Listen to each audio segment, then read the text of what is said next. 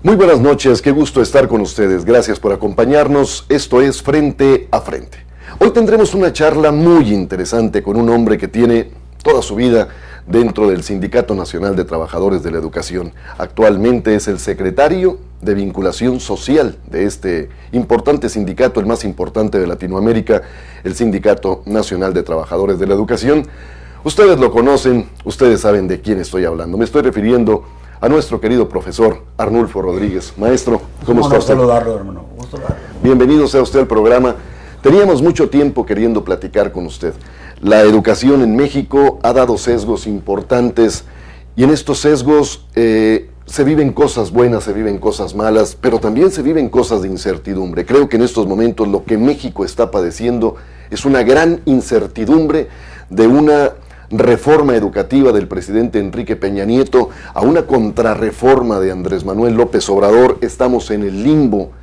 ¿Qué significa para ustedes como Sindicato Nacional de Trabajadores de la Educación que llega un izquierdista al poder y que dice no quiero nada con la reforma educativa que ya estaba vigente, pero que aparentemente no les había caído muy bien, que digamos, a los maestros, ¿no? ¿Qué me cuenta de ello, maestro? Pues son los extremos. Primeramente, cuando el presidente Peña Nieto quiere actualizar la educación, traza una reforma educativa. Y la reforma no fue mala, sino que el problema de la reforma la construyeron en el nivel superior, sin tomar en cuenta a los maestros de México. Pero aparte del quehacer educativo, también todos los derechos que teníamos desde 1943, cuando inició nuestra organización nacional, que vamos a cumplir 75 años. Cada dirigente del CENTE, a nivel nacional y estatal, habían hecho algo por los maestros de México. Pero llega Peña Nieto con la reforma educativa de una manera totalmente vertical, con modelos que la verdad aquí los tamaulipecos y los mexicanos no lo construimos. Entonces viene totalmente vertical y lesiona tanto a los verdaderos maestros de México y a los derechos laborales que se habían ganado a través de su esfuerzo y dedicación a la educación. ¿Qué fue lo que más le perjudicó al magisterio de esta reforma? ¿Que les hicieran un análisis anual o que les revisaran sus aptitudes? Nosotros estamos acostumbrados a la revisión, a actualizarnos. O sea, esto no ha sido novedad. Pero sí, la idea es que tuvimos casi más de 1000 maestros cesados. ¿Por qué? Porque llegaron con una determinación en donde no había ningún cariño, ni un respeto, ni una valoración para el maestro. O sea, maestro que no estuviera actualizado, maestro que sí. Maestro que le ponían un examen, si salía mal o no salía bien, ese maestro lo cesaban. Le daban 3 opciones, si en las 3 no aprobaba, ese maestro ya lo iban a sacar del servicio, sin importarle la antigüedad, la preparación y la entrega que había tenido el maestro con sus grupos. Llega el momento de que ahorita acabamos de establecer ya con el presidente de México y con el licenciado Esteban Moctezuma, todos los maestros cesados en la reforma educativa de Peña Nieto, ya todos los maestros regresan. Ya regresaron a 700, ¿no? Ya, nos faltan todos. A todo el mundo los Yo vengo de México. Todos los maestros que estaban totalmente fuera de servicio por esa actitud adversa al maestro de México, todos ahorita ya tienen su trabajo, e inclusive los que tienen ahí un posible ascenso y que también se les quitó, ya ahorita va a ser de ellos. Esto hace un acercamiento entre el Sindicato Nacional de Trabajadores de la Educación y el gobierno de Andrés Manuel López Obrador. Sí, vamos, es una forma de darles al magisterio algo que desean, ¿no? Sí, el maestro mexicano, ahora en la votación, con eso de la reforma educativa que dijo, yo voy a cambiar la reforma educativa, voy a echar abajo la reforma de Peña Nieto. Con eso les ganó. El maestro mexicano votó por López Obrador. Dígame una cosa, maestro. Si lo analizamos ya después, porque muchas cosas se pueden analizar después del tiempo. Sí, sí. Sí, cuando ya pasó. A tiempo pasado uno se puede sentar en la mesa, mover las piececitas y decir, esto fue por esto, ¿no? La reforma educativa de Enrique Peña Nieto no era una venganza directa contra la dirigente nacional del CENTE, Elba Ester Gordillo. Lo que sucede es que la maestra, pues yo fui secretario general con la maestra. Lo que sucede es que la maestra, lo que le quería decir al presidente, de que el maestro estaba decidido a construir su reforma, pero no con esa conducta de que si no sales bien tu examen, te vamos a quitar. Y la maestra, la única palabra que permaneciera, la palabra permanencia. Pero no se había hablado de que no habría suspensión, sino que los trasladarían a administración, a oficinas. Sí, pero era una incongruencia. ¿Cómo es posible que un jefe de sector que no pasara el examen, o un inspector o un director, lo mandaran a secretario o lo bajaban de categoría, siendo que ese hombre ya había entregado su vida a la educación, ya había entregado frutos? O sea, cuando fueron maestros de 6º grado, había mandado alumnos a asesorar al presidente de la República, y ya tenían sus méritos, un reconocimiento, hasta medalla. Se habían ganado ya. Se habían ganado un prestigio. Pero el problema era que la reforma educativa no tuvimos nosotros ni siquiera conocimiento de la misma.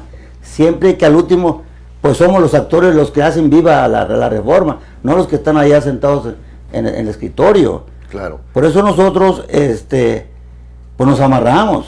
Y llegó el momento de que ahora con la elección presidencial, cuando ese ofrecimiento del presidente ahorita que tenemos, de López Obrador, pues dijimos, es hombre de palabra. Y además es una estrategia política muy buena, porque usted también tiene toda su vida en la política, no solamente en el magisterio, hay que decirlo, que también en política. Fue una estrategia perfectamente elaborada, ¿no? No, es decir, le ofrezco al magisterio anularle la reforma. No, lo que pasa es que el presidente, él es de abajo, él es de Mariano Azuela. O sea, el señor ha tenido, antes en sus 18 años de luchar, siempre tuvo mucho encuentro con los profesores. O sea, ya los maestros, ella sabía qué le dolían a los maestros. Y le dolían a los maestros. Tuvo ese acercamiento que el político debe tener. Sí, tuvo un acercamiento muy cerca con los maestros. O sea, llega el momento que ella conocía el dolor y ya sabía cuál era la medicina. Siempre teníamos que relacionar al Sindicato Nacional de Trabajadores de la Educación con el Partido Revolucionario Institucional, pero en la época de Eugenio Hernández como gobernador del estado, sucedió algo que a todos nos dejó impactados, ¿no? Elba Ester Gordillo comunicándose con el gobernador para apoyo a Felipe Calderón. ¿Qué hubo un rompimiento por ahí entre partidos, CENTE, del cual no nos enteramos? ¿Por qué ese rompimiento, por qué ese apoyo de Elba Ester a Felipe Calderón y no al candidato del PRI? Bueno, lo que sucede es que hay historia. Hay historia porque cuando a la maestra fue presidente del Congreso, de la Unión, acuérdense que ahí hubo otros actores políticos que la desconocieron a ella como dirigente de los diputados del PRI. Sí, lo recordamos. Esa es una historia. Ahí fue la gota que derramó el vaso. Y luego, para colmo de males, nombran al secretario de Educación, acuérdense que era uno de los artistas en ese escenario, en ese congreso. Por eso, cuando sucede aquí el cambio al que mandan a secretario de Educación, ese ya era un mensaje. Era un mensaje sublime políticamente. Usted estuvo muy cerca de ella. ¿Es realmente Elba Ester Gordillo el monstruo que nos pintan en la televisión, el monstruo que nos pintan los anteriores gobiernos, el monstruo que se ve a nivel nacional? ¿O es una mujer realmente digna de reconocerle un trabajo? Mire, yo entré en el 18 de diciembre 2007. Y a mí me eligieron los delegados. Ella era la dirigente nacional. Y estaba el gobernador Eugenio Hernández. Y había una molestia de los maestros de Tamaulipas, en donde ya estaban los hartos que nos impusieran al secretario general. Entonces ella le habla a Eugenio y le dice: Eugenio, yo quiero la paz en Tamaulipas. Digo, pues que viva la democracia. y yo le entro a la democracia. Usted se convierte en secretario general. Sí, y no era el candidato ni de los ex, ni de México. Entonces, yo gano por la voluntad de los delegados. Pero en el 2008, ya había trazado Felipe Calderón y la maestra la Alianza por la Calidad Educativa. Cierto. Y en esa se arrojaba de que todos los derechos que teníamos los maestros, de tener una plaza doble, de ayudar a los familiares de los maestros, el incremento de horas para la gente que estaba trabajando en las escuelas, nos quitaban todo esto. Todo iba a ir a hacer a concurso. Pero yo acababa de ganar. Entonces me llaman a mí a México, la maestra, tuvimos con Eugenio, con Azar, el secretario de Educación, y con Calderón. Y le dije yo, pues yo no lo voy a aceptar. El primer reto es decir no. Claro. Porque yo había sido electo por la gente, y la gente lo que quería era beneficios, y que tuviera un líder que los defendiera. Y yo me amarré. Y le dije al comité, yo estoy con la gente que me eligió, y el que no esté, dígame para ir a decir a la base la clase dirigente que tenemos aquí en Tamaulipas. Y me habla el presidente Calderón. ¿Qué pasó, Arnulfo? ¿Por qué no aceptas? Eres el único. Y fui el único que dije no. Pero le dije yo, bueno, yo le acepto esta orden siempre y cuando me homologue. Deme 42 horas para todos los maestros de Tamaulipas. Ayúdeme con los intendentes, ayúdeme con las secretarias, ayúdeme con esa gente a darles mejor sueldo y use las plazas. Nos olvidamos del problema, ¿no? Nos olvidamos del problema, con el compromiso de educar. Porque Tamaulipas, yo quiero decirle, amigo, que Tamaulipas siempre, cada año que mandamos nuestros alumnos a saludar al presidente de la República, llevamos el 85% de la escuela pública. Nunca nos ha ganado la escuela privada particular aquí en Tamaulipas. Entonces, pues para mí era la mejor arma para defender a mis compañeros. Claro, claro. Y total, yo no acepté.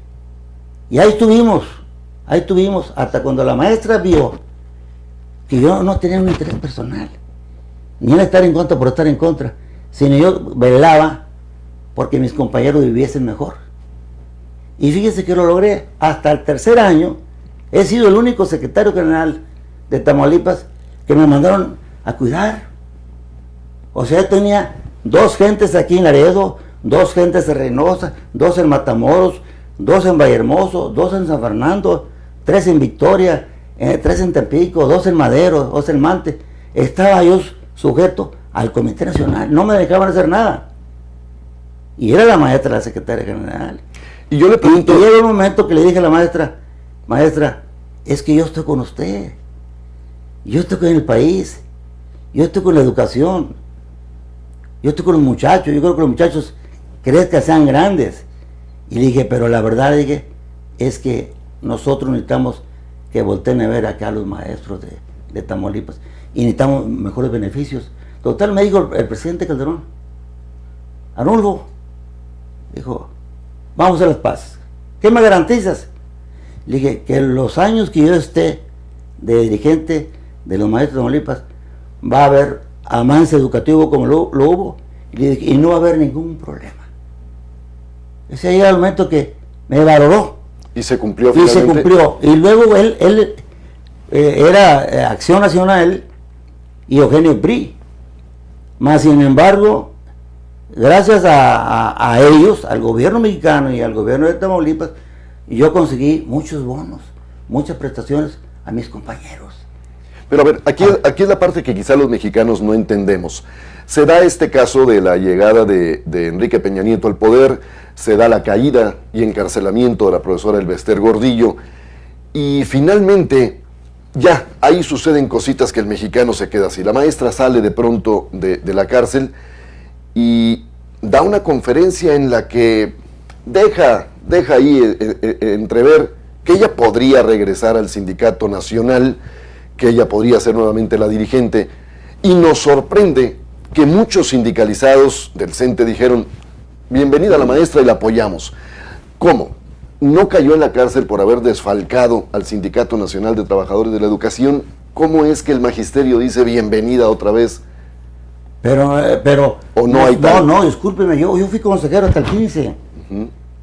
Yo fui consejero, yo estuve en Guadalajara esperando, teníamos un consejo, pero ese consejo no era para hacer un problema nacional, ese consejo era para revisar el nombre que habíamos escogido nosotros para la presidencia. O sea, como habíamos hecho una reforma estatutaria y la terminología del puesto de la maestra no lo autorizó conciliación y arbitraje, entonces nos citaron en Guadalajara en febrero de 2013. Nos citaron ahí, ¿para qué? Para reformar el estatuto, cosa que la maestra nunca llegó. Ya. O sea, la convocatoria no era nunca para nosotros faltar el respeto al presidente de México. Si alguien ha sido siempre aliado del presidente de la República, hemos sido los maestros de México. Y a esa reunión, yo era consejero, a esa reunión fuimos convocados por la maestra y por el maestro Juan Díaz, y que ya terminó su función.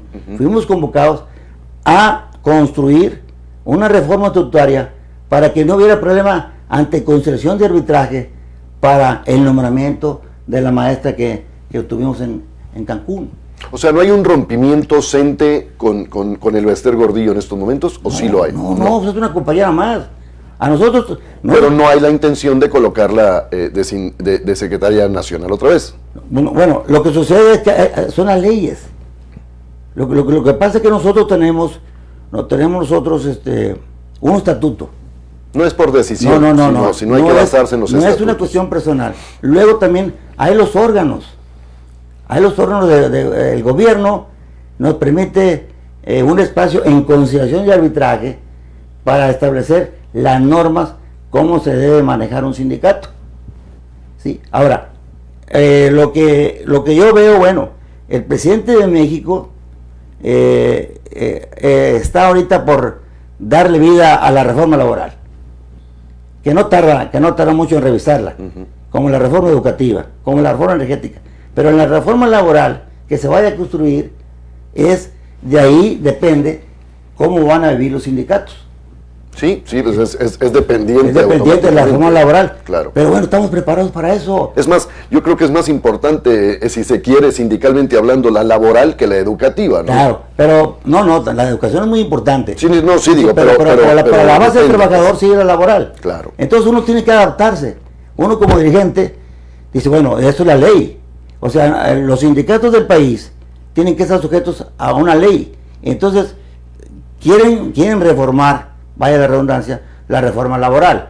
Y en ella se va a dar pie a cómo van a dirigir, a cómo van a seleccionar los dirigentes. ¿Por qué dejaron de valorar al magisterio económicamente hablando si en los tiempos de Luis Echeverría el mejor un maestro ganaba muchísimo dinero, vivía muy bien? El presidente que traemos en el corazón es Luis Echeverría Álvarez. ¿Qué es lo que sucede? ¿Por qué México comienza a desvalorar al maestro económicamente? Estoy refiriéndome a un salario. ¿Por qué hoy no es un salario muy digno el de los profesores? ¿Por qué tienen que estar batallando todo esto? Es más, al día de hoy podemos hablar de que hay problemas tanto en Tamaulipas como en Guerrero como en Oaxaca de que no les han pagado a los maestros. Hay un problema de que aquí no estamos jugando voleibol.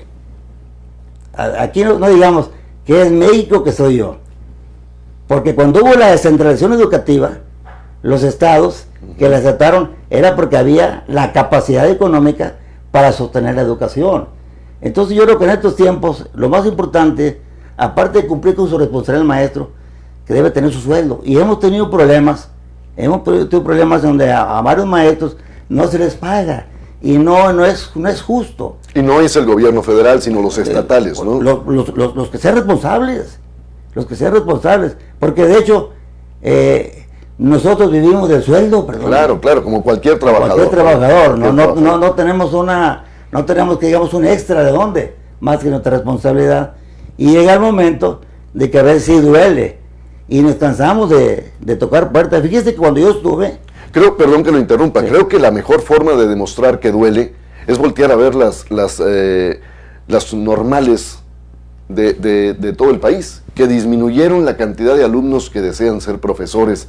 Duele que no se le pague al maestro lo que debe de ganar, lo que por justicia debe de ganar, ¿no? Sí, sí.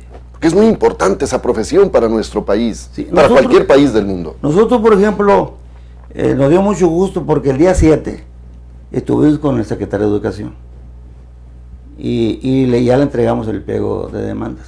¿Aún no han tenido un acercamiento con Andrés Manuel? ¿Vamos directo con el presidente de México? Sí, tuvimos una charla con el presidente de México. Ya la tuvieron. Tuvimos una charla muy propositiva. ¿Sí? Muy positiva, donde dijo él, señores, yo saco mis manos y todas las autoridades del país saquen sus manos, porque ustedes son los responsables del quehacer sindical y los maestros.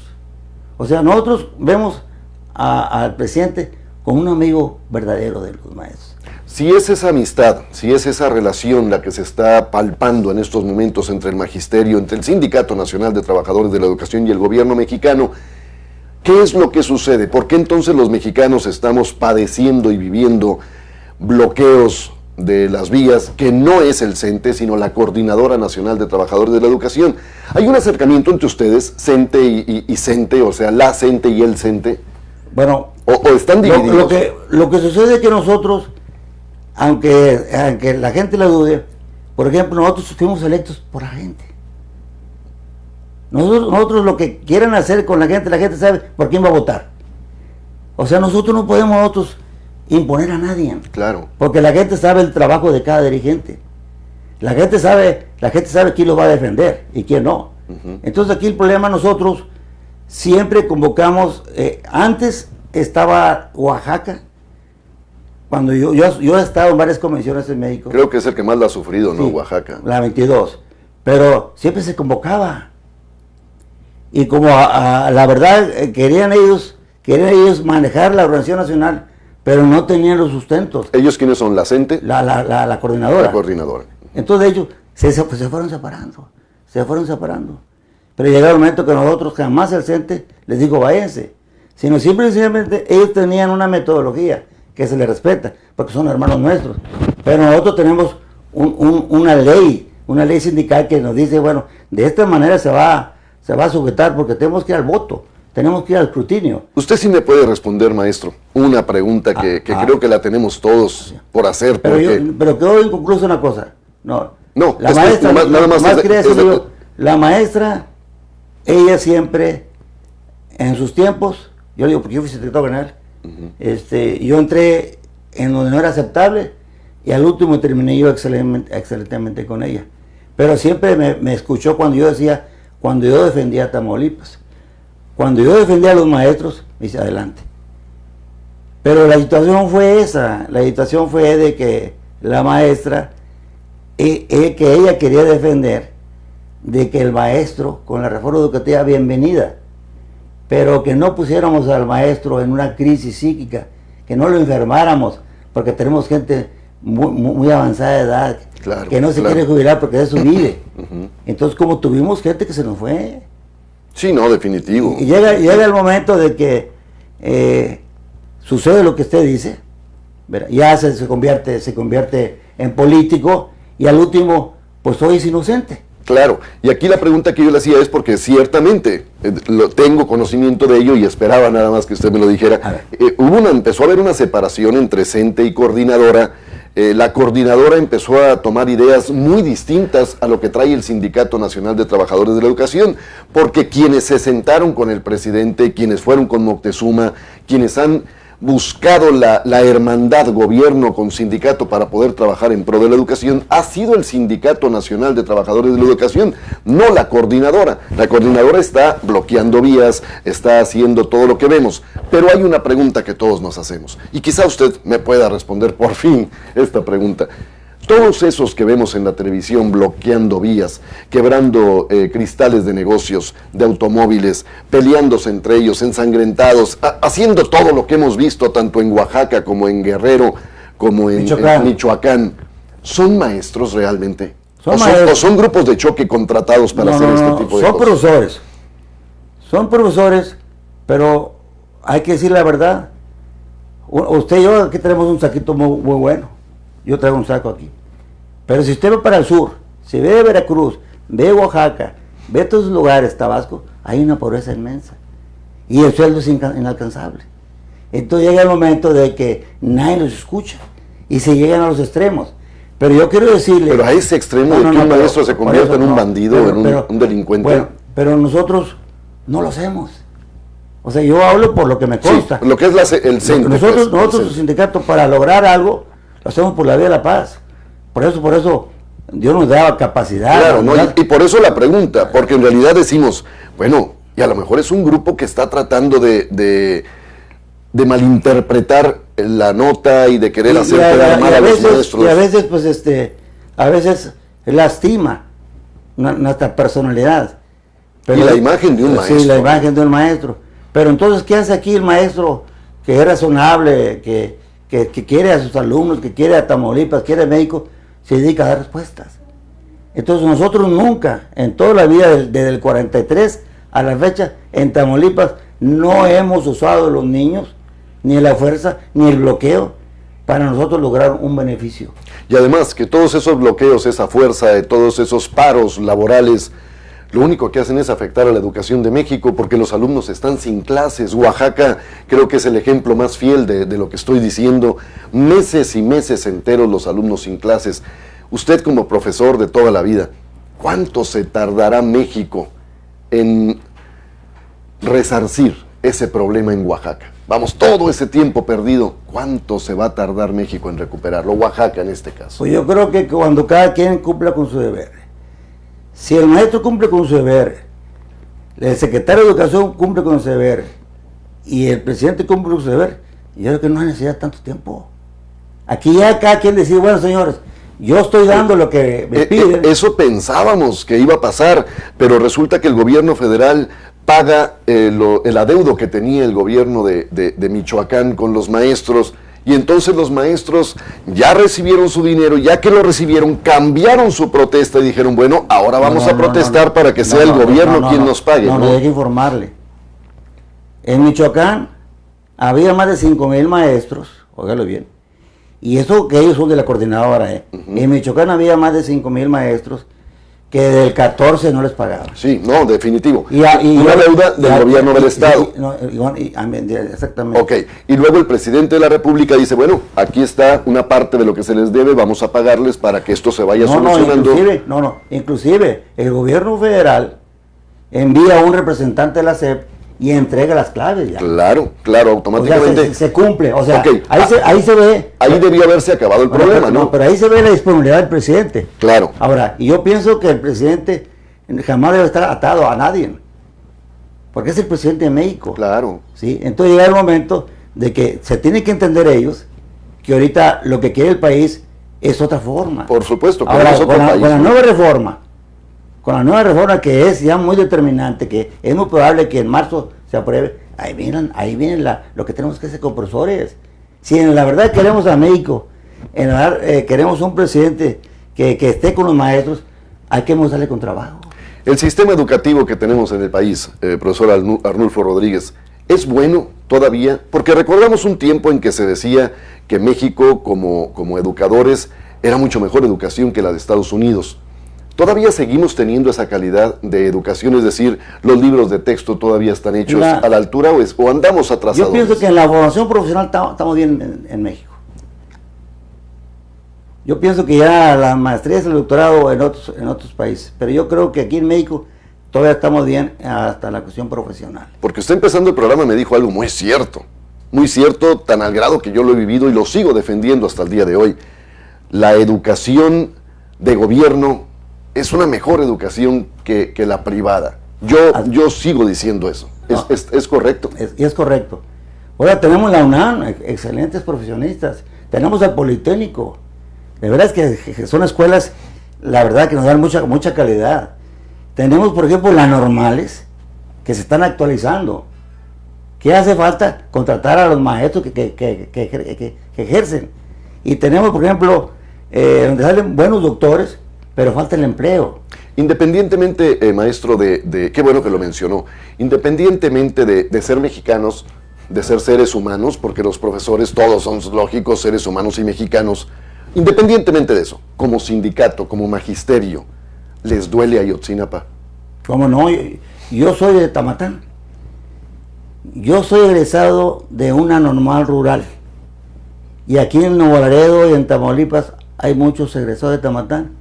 Y pregúntele usted a Nuevo Laredo qué han hecho los maestros de Tamatán. Son unos maestros ejemplares. Nos dolió cuando Díaz Ordaz nos quitó 15 normales rurales, que era para darle vida al hijo del campesino, porque el campesino no tenía para mandar a estudiar a otras cosas. ¿Por qué? Porque era un internado. Fue muy ingrato con la educación Díaz Ordaz. Entonces nos quitaron 15 normales rurales. Hacen eso y luego la matanza. Sí, y luego, por ejemplo, Ayotzinapa es normal rural. Yo cuando era estudiante fuimos a jugar fútbol ahí. Nos quitaron muchas escuelas. Entonces, de hecho, no son las escuelas para eso. Las escuelas no son para formar esa conducta. ¿Por qué tanto coraje de los gobiernos contra las normales? Porque es algo que se viene arrastrando con las rurales, sobre todo. Pues yo pienso ¿Qué les hicieron? Yo pienso que siempre como que... O viene desde Cabañas, desde Lucio, desde todos ellos, ¿no? No, lo que sucede, por ejemplo, allá en Guerrero, pues estaba el señorón, antes que era el gobernador, Figueroa. Esas gentes. Entonces, siempre nos han subestimado. Siempre nos han subestimado a los campesinos, y como nosotros somos hijos de campesinos, no nos querían valorar. Y cuando nosotros terminamos la carrera como profesores, pues traemos el sentimiento cómo tratan a los papás. Por supuesto. Entonces nos acordamos que siempre, pues si muy apenas... Lo que sucede en esos momentos es algo que no se olvida jamás, jamás se olvida. Entonces traías tú que en tu casa, pues ahí estaban cuatro frijoles ahí en un jarro para decir que había que comer. Entonces, o comías tortillas, o encuentro tortillas con mantequilla, si es que había, y a veces con frijol. Entonces, cuando nosotros estábamos en el internado, comíamos mejor en el internado que en otra casa. Pero había que estudiar y había que tener una beca. Entonces, desde 69, nos quitaron 15 normales rurales. Y eso fue un golpe fuertísimo para los campesinos de México, y eso lo sufrieron también allá, como nosotros. Pero aquí, por ejemplo, en Tamaulipas, platicamos con el finadito don Enrique Cárdenas González, que en paz descanse, y le dijimos, bueno, don Enrique, ya nos quitaron Tamatán, ¿qué hacemos? Pues abrimos San José de las Flores, y abrimos Jamabe. Ahí están dos normales rurales, en donde siguen ayudando a dos extremos. Uno acá para Güemes, a Jiménez, Villagrán, Mainero, San Fernando, y otro acá para el cuarto distrito, Bustamante, Michoacán, Tula y Jamabe. ¿Sí? Y llega el momento de que como que ahí hay muchos hijos de campesinos, y por eso ya uno trae el sufrimiento, ese dolor. Entonces, cuando te preparas, tú quieres ser profesor, y dices tú, vas a apoyar al campesino. O sea que cuando pasó lo de Ayotzinapa, personas como usted que provienen de ahí sintieron como si se los estuvieran haciendo en esos momentos. Nos dolió, pero no secundamos su conducta. Nos dolió porque sabemos lo que es una escuela normal rural, y sabemos las condiciones y sobre todo la historia. Claro. Ahí Guerrero, hay una historia terrible. Entonces, ¿qué? Maestros, porque diferían del gobernador, diferían de la autoridad, tuvieron que irse a la sierra a defenderse. Sí. Cosa que, bueno, a nosotros no tuvimos esa situación, porque Tamaulipas fue diferente. Pero llega el momento que como hermanos, hijos de campesinos, sí nos duele. Claro, sí nos duele, porque el campesino también merece vivir. Claro, por supuesto, y son también mexicanos, tienen todos los derechos como mexicanos. Cualquiera, ¿no? Y la maestra está ahorita que, pues a veces ya no se siembra. O sea, antes había el maíz, había el frijol, había gran parte de la agricultura que le daba vida.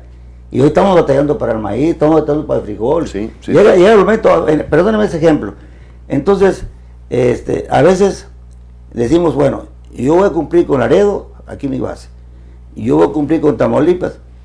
Y sí los invitamos, porque tenemos que entender los maestros.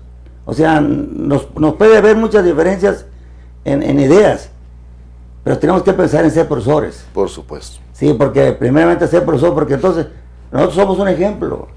Ese es el detalle. ¿no? Ese es el detalle. Si, por ejemplo, pues yo no puedo fumar en un salón. Yo no puedo porque es un ejemplo malo. Yo tengo que comportarme bien porque el alumno está viéndome. Claro. Y entonces, yo por ejemplo, muchos años, yo trabajé en la normal, trabajé en la secundaria 4, trabajé en la Chano, trabajé en la José María Morelos. Lo que quiero decirle, y tuve muchachos, ya tengo profesores. ¿Qué pasó? Porque ya no sé ni quién me saluda. Sí, se convirtieron en profesores los que eran los alumnos. Sí, no, y salieron buenos. Salieron mejor que yo, son maestros, son catedráticos, son un ejemplo. Y llega el momento que dice uno, todavía falta mucho que hacer, porque nunca deja uno enseñar. De toda la crisis política, social, educativa que está viviendo México actualmente, porque la estamos viviendo, es una gran crisis, hay muchos puntos que a mí me gustaría ir tratando, maestro. Uno de ellos, cuando a mí me preguntan en programas donde estamos dialogando, la mesa redonda, platicando del asunto, ¿qué sucedió con los maestros? ¿Por qué ahora estamos viendo tantas cosas que antes no veíamos en un aula educativa? Yo llego a una conclusión que no sé si usted esté de acuerdo conmigo. Creo que el restarle autoridad al maestro vino a acabar con todo. Miren, yo por ejemplo, cuando yo estaba en la primaria, si mi profesor me daba un reglazo, ¿verdad?, o me daba una sentadera en un metro, una estirada o una entradita de las orejas de la patilla, yo iba a la casa y mi papá me secundaba. Te iba peor. Me iba peor. Y yo tenía que decirle, papá, ¿qué te pasó? Le dije, es que me porté mal. Pero yo aceptaba mi error. Claro. Pero mi papá estaba con el profesor. Sí, de hecho iban a las escuelas y les decían a los maestros, si hay necesidad, péguele. Péguele, no. Y entonces había junta con los padres de familia y el profesor le decía, tu hijo se porta mal. Entonces, tu hijo anda mal. Entonces nos daba una tunda muy buena el maestro. Pero luego a mí mi papá me daba la segunda. Entonces, de hecho, ¿qué sucede hoy? ¿Qué sucede hoy? Nosotros necesitamos al padre de familia. O sea, el padre de familia debe ser nuestro amigo. Antes, el padre de familia estaba 100% con el profe, preocupado porque su hijo aprendiera. Pero hoy nos van al corazón. Y yo estoy obligado a que usted aprenda. Pero no es la falta de autoridad que les quitaron, la autoridad que ustedes tenían como maestros. Lo que pasa es que ha faltado un acercamiento más con el amigo, con el padre de familia. Nosotros sin ustedes, sin los comunicadores sociales, sin los empresarios, sin la sociedad, sin los padres de familia, no podemos solos con la educación. Porque nosotros maestros tenemos una norma. Nosotros nos sujetamos a un papel. Pero ¿qué sucede? A veces las mamás les gana el corazón, ya no permiten. Ya no permiten no solo que les des una estirada de patilla, ¿no? Un regaño ya no. No, ya no. Ahora, tienen miedo, porque te van a mandar a la prensa. ¿Sí? Y a la prensa en un segundo puedes desprestigiar a un profesor, y es injusto. Mas sin embargo, ya te pusieron mal ante la sociedad. Y en vez de, como antes, pedir el apoyo de los padres de familia, ahí estaban todos contigo. Ante todo esto que viven, han llegado a pensar muchos maestros en decir, ¿sabes qué? Aquí le paro. Sí han llegado a pensar, ¿no? Sí, porque la otra, uno se entrega. Mire, usted puede sacar buenos lugares, primeros lugares, asuntos terminados, pero tú quedas bien contigo, porque tú eres patrio. Dices, yo cumplí con mi deber. Pero ya se pasa, yo nomás estoy viendo en el magisterio, yo estoy viendo que hay una energía suelta en donde se está perdiendo todos los valores. Exactamente. Se pierden todo, y al perder todos los valores, ya perdemos todo. O sea, llega un momento que la sociedad se va a descomponer. Entonces, ¿quién? Y todavía estamos a tiempo de remediar esto. Por supuesto. Pero nadie quiere quedar mal. Cada quien dice, pues así le gusta a estos, así se va. Espérate, estamos un daño a la juventud y a los niños. ¿Se acuerda usted de ese maestro que luego su papá le dio la segunda tanda en casa? Ese maestro que a usted le haya estirado la patilla o que le haya dado un reglazo, ¿lo recuerda? No, lo recuerdo porque lo primero que hice, Cuando yo llego a Victoria Pero ¿cómo lo recuerda? Con cariño. Eso es lo importante. Déjese por qué. Porque él le dijo a mi tío Don, le digo, este muchacho, bueno, sácalo de aquí no hay nada.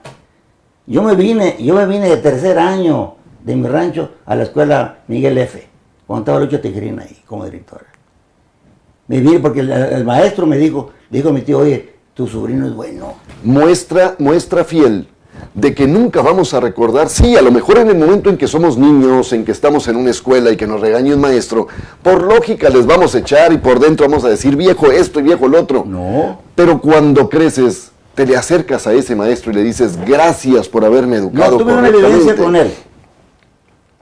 Yo llego en el 78, óigalo bien, y lo saco de mi rancho y lo hago inspector allá en Güemes. Y sus hijos, yo los hice maestros. O sea, la vida da vuelta. No, todo gira. O sea, Dios es tan grande que te dice, espérate, todo gira. No ataques, tú siembra. La vida de nosotros los maestros es sembrar. Y todavía hay buena disponibilidad. Tenemos excelentes maestros que le decimos, oye, el trabajo está aquí en la aula. Y es culpable también el padre de familia. Es culpable de que un alumno ahora ya se levante y le falte el respeto al maestro o lo golpee, porque los han golpeado a los maestros, los muchachitos de secundaria. Es que ¿quién tiene esa culpa? El problema, la primera escuela es esa casa. Perdóname, ahí está la primera formación, en la casa.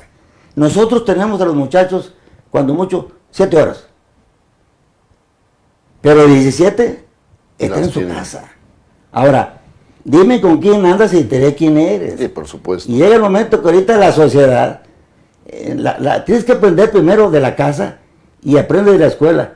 Y ahora te tienes que defender de la sociedad. Porque sí. Tú, un gran maestro historiador, un gran maestro cívico, ¿verdad? Entonces, un maestro didáctico, te empeñas en dar la clase de excelencia. Pero mucha gente dice, ¿qué tiene el profe? O sea, ¿qué está pasando? Viendo la sociedad. Entonces los maestros y los padres de familia, ¿verdad? No podemos solos. Tenemos que saber el factor que hay en la sociedad.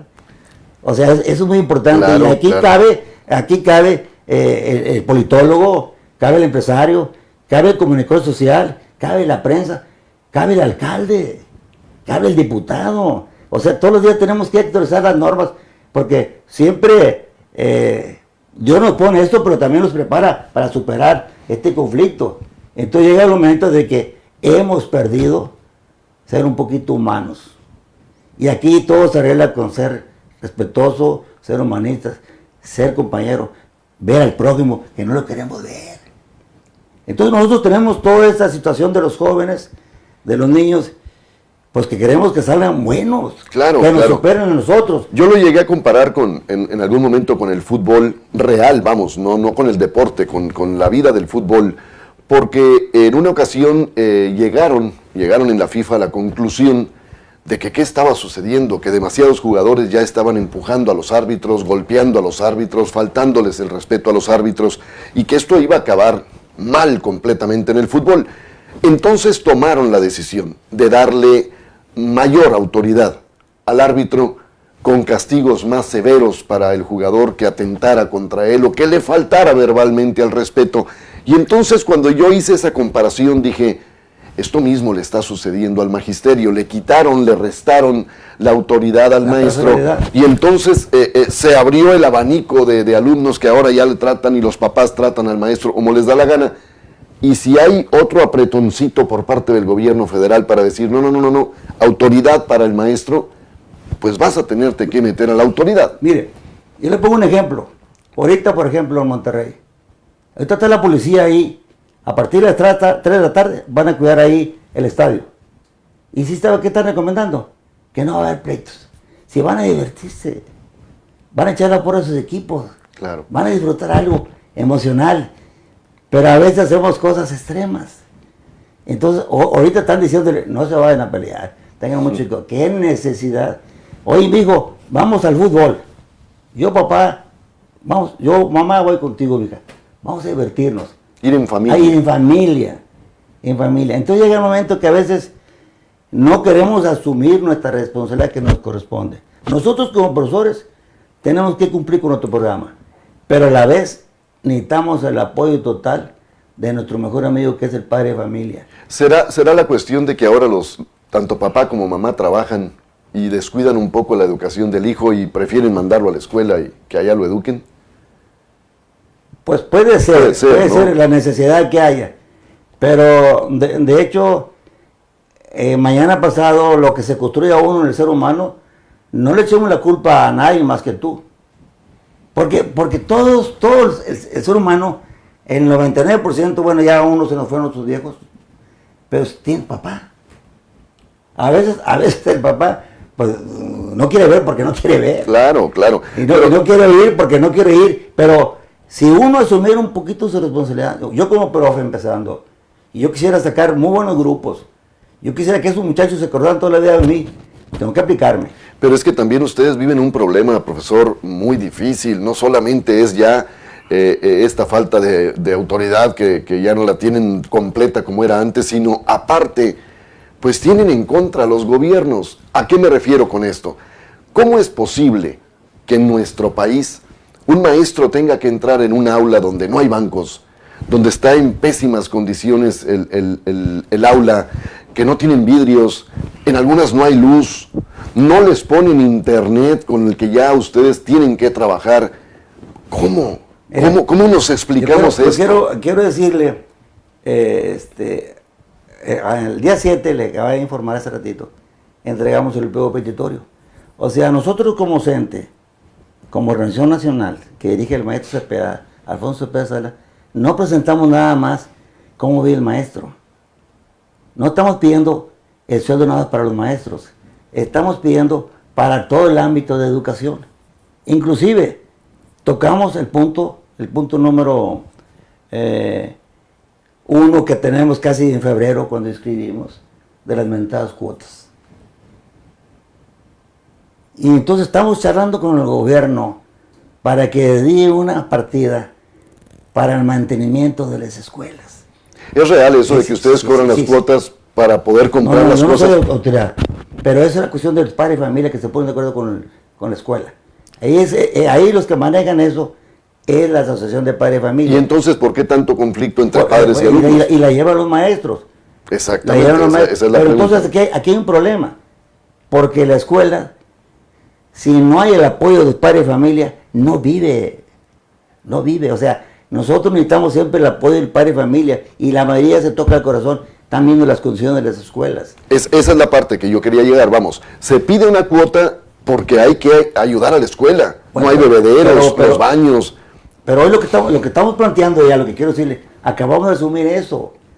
Que el gobierno se haga cargo de todo. Se haga cargo, ya no queremos más problemas con los profesores y con los padres de familia, porque van a decir, no, pues el profe está usando el recurso. Pero es que además es como se debe hacer, ¿no? Sí, pero entonces de hecho, aquí queremos también aulas adaptables a los tiempos. Claro, también estamos pidiendo eso, de que las condiciones que hay en las aulas, muy tristes. Tiempo de calor, demasiado calor. Tiempo de frío, demasiado frío. Bueno, ya lo metimos. Nosotros metimos ese legado desde la Universidad, Politécnico, Cebetis, toda la cuestión de educación. Nosotros necesitamos adaptar las aulas, aparte de física, también tecnológico. Entonces llega el momento, pero también el recurso. O sea, si tenemos una escuela en donde nomás tenemos un intendente y esa escuela se requiere más, hay que pedir más personal administrativo. Si tenemos aquí, por ejemplo, 400 escuelas y nomás tenemos 200 maestros de educación física, nos faltan 200 maestros de educación física. Entonces, todo ese compendio, nosotros ya lo planteamos al señor presidente, al secretario de Educación. Queremos aulas acondicionadas de acuerdo para los tiempos. Necesitamos que no nos falte ningún profe, que no nos falte ninguna personal de apoyo, que las escuelas de tiempo completo, que son necesarias, no tengamos problema con los salarios, porque las escuelas ahorita, hay escuelas que yo estuve en Victoria, hay escuelas que se están saliendo, otras están parando, porque no les pagan. Maestro, ¿no es triste andar mendigando lo que por ley debes tener. Así es. No, y está en la Constitución. Es el compromiso del gobierno. Es una obligación, no es compromiso, es una obligación del gobierno. Y el magisterio anda mendigando lo que por ley debe tener. Esto es triste. ¿Por qué voy a esto? Porque yo le iba a comentar a usted, si hablamos de Finlandia, si hablamos de Corea del Sur, si hablamos de Estados Unidos, si hablamos de Noruega, si hablamos de todos esos países, Singapur, apoyaron, o más bien, apostaron por la educación, apostaron, dijeron, vámonos con todo en la educación, y los productos internos brutos de esos países se subieron 2 y hasta 3 veces por encima del nuestro. El mejor ejemplo es Singapur. Singapur, después de la separación 2 veces y luego ya conformarse como una nación independiente, ellos apostaron por la educación y el Producto Interno Bruto de Singapur en ese entonces era muy inferior al nuestro, como país, México. Ahorita es 2 o 3 veces mayor que el nuestro porque apostaron a la educación. Con tanto ejemplo en el mundo, somos tan estúpidos los mexicanos para no darnos cuenta que a quien le debes de apostar es a la educación para sacar adelante al país. ¿Por qué tenemos lo que tenemos entonces que soportar? Por eso, yo, a la conducta del señor presidente, yo veo que el presidente quiere actualizar en la educación. Yo creo que el presidente... ¿Le ve usted que vaya por ahí? Nos va a apoyar porque es un eslogan de él. O sea... Hay tranquilidad entre ustedes ahorita de decir, vamos por buen camino. Porque dicen que conoces al árbol por los frutos y al hombre lo conoces por los hechos. Entonces, lo que, por ejemplo, planteó el presidente, que entraba nueva reforma, ya no tardan días para aprobarla. Voy a valorar a los maestros sin solicitarle a los maestros que tienen más de 68 años en el trabajo, él ya les envió un bono. ¿Sí? Entonces yo pienso, con esto que va a hacer de la reforma educativa, yo creo que todos tenemos que actualizarnos. Es decir, por algo tenemos que empezar. ¿Será la repetición de Luis Echeverría? ¿Por qué le pregunto esto? Porque hablábamos ahorita y usted mismo me lo confirma que Luis Echeverría es el mejor gobierno. Ha sido el mejor gobierno. Su esposa era maestra. Pasan los años, llega Andrés Manuel López Obrador y su esposa es maestra. ¿Será entonces la repetición de la historia, será la vuelta del reloj? Que ya volvió... Porque la perseverancia tiene algo, digo. Perdón, que voy a meter un poquito. La perseverancia son hombres de fe. ¿La qué, perdón? La perseverancia... Ah, sí, desde luego, Ahora, él luchó mucho para ganar, ganó y barrió. Hoy tiene una enorme responsabilidad con el pueblo. Y lo que está empezando es él, por ejemplo, valorar al maestro mexicano, valorar a la gente que ya entregó mucho para la patria, de diferentes extractos sociales, donde lo está diciendo, ahí te va un estímulo, ahí te va un estímulo. Si tuviera más manos daba. Entonces llega el momento de que él tiene un compromiso, porque dice, si él falla, imagínense qué va a haber en México. La inseguridad que estamos viviendo en este país, mucho tiene que ver que no se está apoyando a la educación como debe de ser para poderla brindar mejor. Sí, porque termina mucha gente muy preparada y no hay trabajo. Y llega el momento de que dice, por eso hay que cuidar siempre los centros educativos. Se unen algún grupo de... Llega el momento de que, pues no hay empleo. Y tengo que comer. Tengo que comer. Pero ahí también vuelvo a decir, ahí está la educación no está solo el profe, la educación del papá. Y la otra, en ese renglón que es delicado, pero cumple con tu deber. O sea, el problema es que si yo me formé para hacer algo y no encuentro trabajo, ¿de qué voy a comer? Si no hay ningún espacio para mí, siendo yo un ingeniero, siendo yo un licenciado, siendo yo un profesor. Porque hemos visto que lamentablemente están en un empleo muy modesto. Pero dice, bueno, pues esto voy a vivir. Yo creo que aquí lo más importante es que ese estudio social que anda haciendo el equipo del presidente, para mí es grande. De ahí deben de salir. De ahí deben de salir los cómo. Por ejemplo, a nosotros, el material, a ver, vamos a revisar la colonia Palacios, vamos a revisar la colonia del 13, vamos a revisar esos lugares estratégicos. A ver, ¿cómo vive el niño? A ver, ¿cuál es el sustento de este hogar? ¿Cuántos hijos tienes? Ir sabiendo cómo está la situación. Y ahí surgen los apoyos que ya están llegando. Entonces llega el momento de que se puede tardar 3 meses. Son 72 meses lo que va a gobernar ese hombre. Yo creo que en 3 meses en el país pueden decir, este espacio necesita esto, este lugar necesita esto.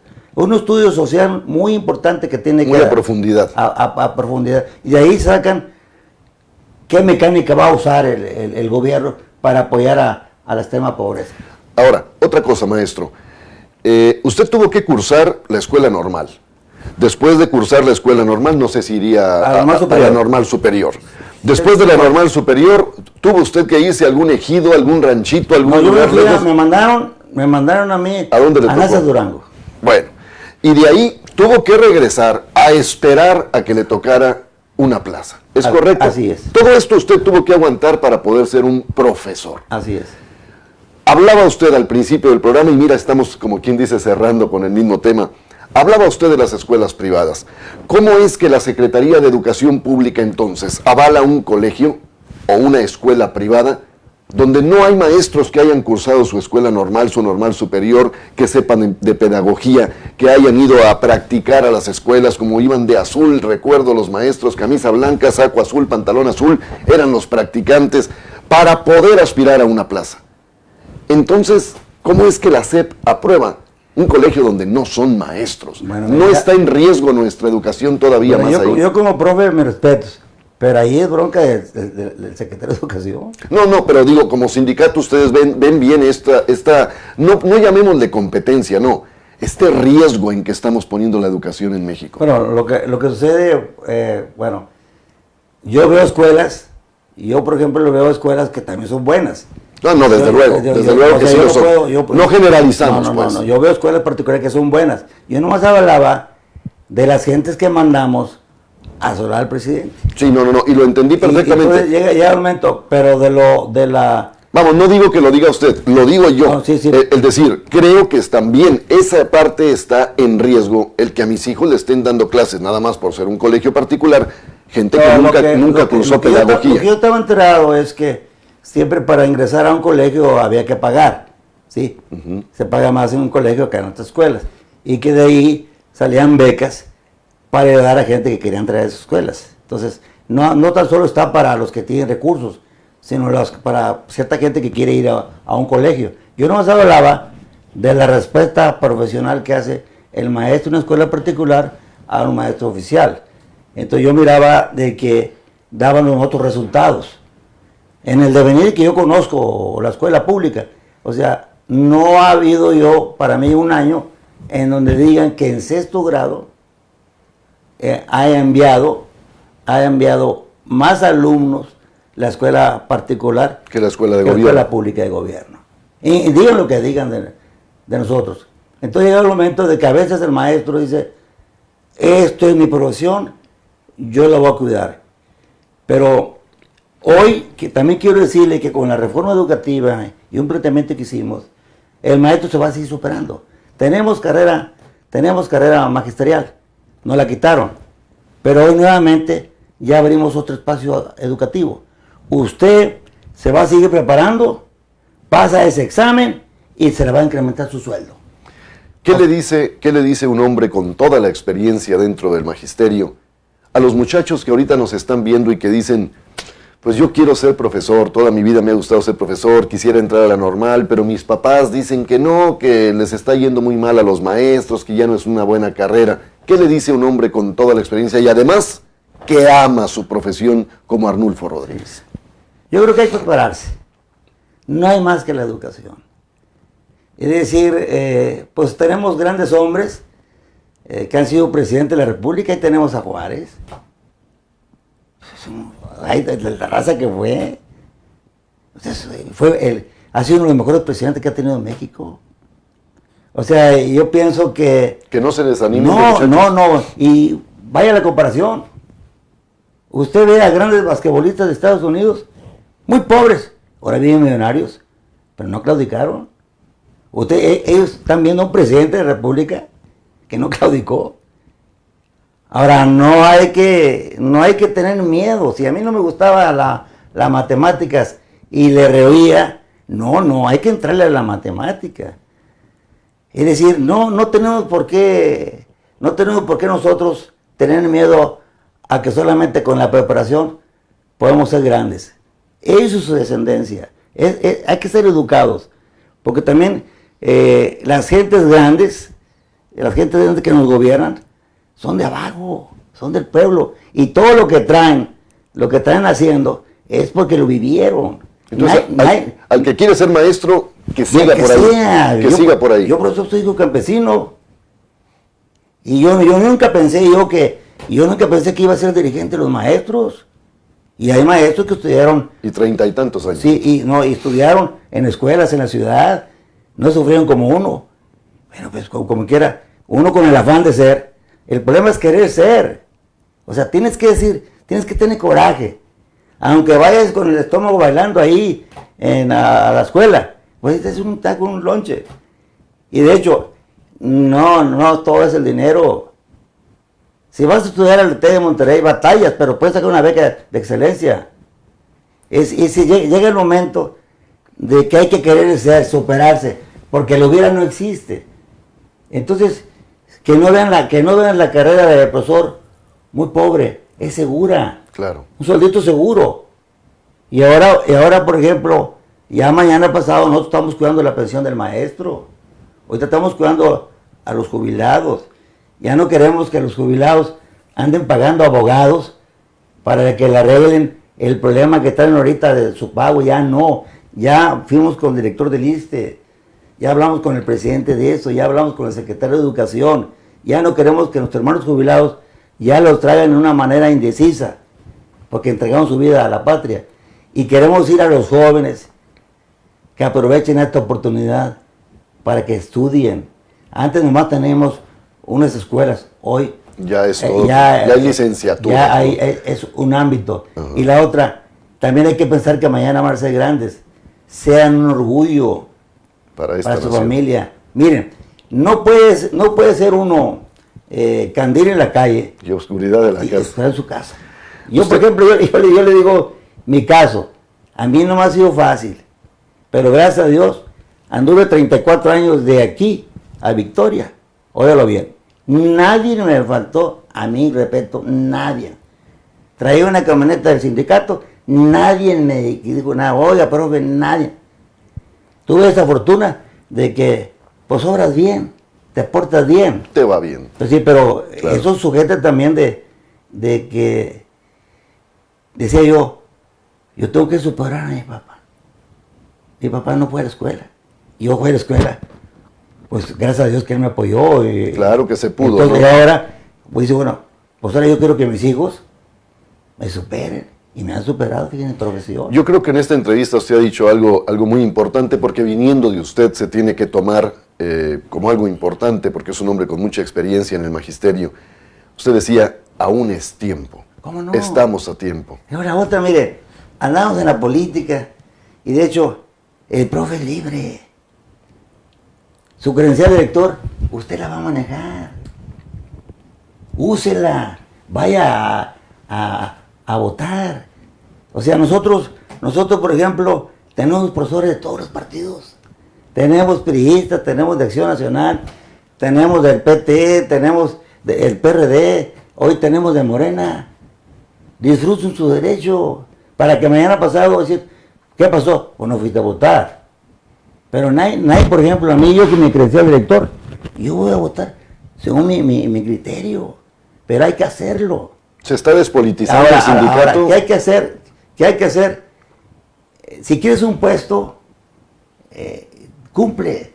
Si tú quieres ser alcalde, quieres ser diputado, quieres ser diputado federal o gobernador, que no te importe tu partido político. Con esto me dice que se está despolitizando el sindicato, vamos, que no está metido con un solo partido como se creía antes. No, nunca. Tuvimos Nueva Alianza, pero mucha gente, yo anduve candidato aquí, de senador, Y mis mejores amigos aquí en Laredo no votaron por mí. Y como que ya están conmigo en la vida sindical. Y yo no me enojé. Y estaban bien. Y les dije yo, actúen. Porque esto se acaba. Claro. No salieron bien. Ahora también de Chiva tenía razón lo que decía Arnulfo. Pero no se puede obligar. Porque mañana pasado, ¿qué tal si te equivocas? Tú fuiste el culpable. Claro. No, y en nosotros, por ejemplo, tenemos unos estatutos que nos dicen bien claramente, ¿no? El voto es libre Y secreto. y secreto. Así Entonces es. llega el momento que no le demos más oportunidad a los profes que no nos quieren. Hay maestros que siempre nacieron contreras. No, pues vótale. Pero si yo voy, platico con fulano tal, bueno, uno es amigo debe ser amigo de todos. Ahora, el que no oye consejos, No llega. a viejo. Entonces llega el momento de que yo me siento contento porque fuimos a entregar ese documento, que es lo más importante que el magisterio estaba esperando. Claro. Amigo. ¿Por qué? Porque ahí andamos en otras cosas, pero dice, profe, bueno, ¿y mi sindicato qué hace? No, y esperemos que haya una. No, yo una pienso buena que va a haber respuesta, una ¿no? buena respuesta, porque hay algo muy importante. Así como nos acordamos de Hidalgo, ¿verdad? Nos acordamos de Doña Josefa, de Guerrero, de Allende, de Juárez, de Don Lázaro, de todas esas gentes nos acordamos. Hoy, por indicación del presidente de México, va en la reforma educativa, va a un punto crucial, en donde por indicación de nuestro presidente dice, hay que asignar la labor del maestro mexicano. Excelente. Entonces, esto es importante porque siempre, pues el profe no. Hoy ya vamos a pasar a la historia de México como unos constructores que siempre hemos sido del país. Del país. Maestro, pues el tiempo se nos vino encima. Yo le agradezco infinitamente. No, para mí es un honor. Qué placer platicar con usted. No, al contrario, aprende uno. La vida siempre es una enseñanza. Definitivamente. Me gusta cerrar con esa frase. Muchas gracias por al habernos visitado. Al contrario, me da gusto conocerte, no había tenido la oportunidad. Sí te oía en la difusora, pero pues hoy te veo que eres un joven, activo, dinámico. Hombre, muchas gracias. Y de hecho, siempre uno es el orgullo de sus padres. Dichoso todavía los que tienen a Sí, sus ¿verdad? papás o más, de veras, pero siempre cuando tú haces las cosas bien, siempre haz honor a tu padre, a tu madre. Como debe de ser. Y si tienes hijos, ellos se sienten orgullosos en el mínimo o el máximo puesto. Por eso Dios te da la oportunidad de, ahí está, aprovéchalo, porque siempre sigue siendo uno ejemplo. A seguir. Entonces, te felicito. Muchas gracias, De maestro. veras, gusto saludarte. Hay que seguir construyendo por Tamaulipas, por México y por nuestro querido Nuevo Laredo. Nada de nosotros. No nos vamos a llevar nada. Así Nomás es. llévate una satisfacción de haber cumplido con tu deber. Nada más, mi Nada querido más. maestro. Muchísimas gracias, No, al profe. contrario. Amigos, muchísimas gracias por habernos acompañado. El profe Arnulfo Rodríguez, el profesor, estuvo platicando aquí con nosotros esta charla amena de la educación en México, los problemas y las crisis que vivimos. Pero nos vamos con algo que el profesor dejó muy claro en este programa. Aún es tiempo para cambiar. Buenas noches.